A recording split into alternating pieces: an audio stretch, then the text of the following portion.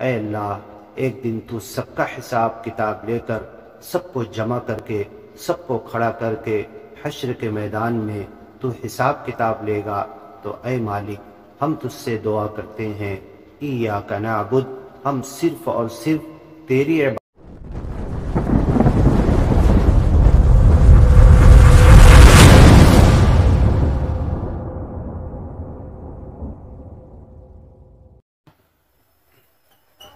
الحمدللہ رب العالمین، ساری تعریف اس رب کے لیے ہے، اس پالن ہار کے لیے ہے، ساری تعریف اس پروردگار کے لیے ہے جو رب العالمین ہے، سارے جہانوں کا رب ہے۔ دنیا میں، کائنات میں، یونیورس میں جتنی چیزیں ہیں سب کو پال رہا ہے، سب کو پیدا کیا، سب کو چلا رہا ہے، اور سب کو ایک دن نشٹ کر دے گا، ختم کر دے گا، قیامت لائے گا۔ الرحمن الرحیم، اور وہ رب بہت ہی رحمان ہے، بہت زیادہ رحم کرنے والا ہے، رحیم ہے، اور اپنی شفقت، محبت اور رحمت سے پوری دنیا کو پال رہا ہے۔ مالک یوم الدین، اور وہی ذات ایسی ہے، وہی اللہ، وہی ایشور، وہی پرمیشور ایسا ہے جو ایک دن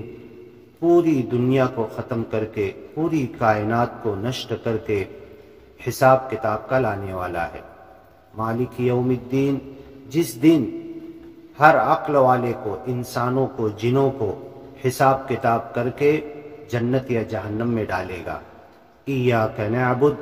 جب معاملہ ایسا ہے، اے اللہ ایک دن تو سب کا حساب کتاب لے کر سب کو جمع کر کے سب کو کھڑا کر کے حشر کے میدان میں تو حساب کتاب لے گا، تو اے مالک ہم تجھ سے دعا کرتے ہیں، ایاک نعبد، ہم صرف اور صرف تیری عبادت کرتے ہیں۔ ایاکا، وہ تو ہے، وہی ہے تو جس کی ہم عبادت کرتے ہیں۔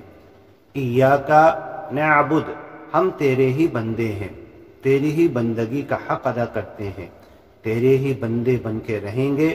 اور تیرے ہی بندے بن کر مریں گے۔ وَإِيَّاكَ نَسْتَعِينُ، اور اے مالک، اے سچے پالن ہار، اے پروردگار، تو ہی وہ اکیلی ذات ہے۔ ڈائریکٹ سامنے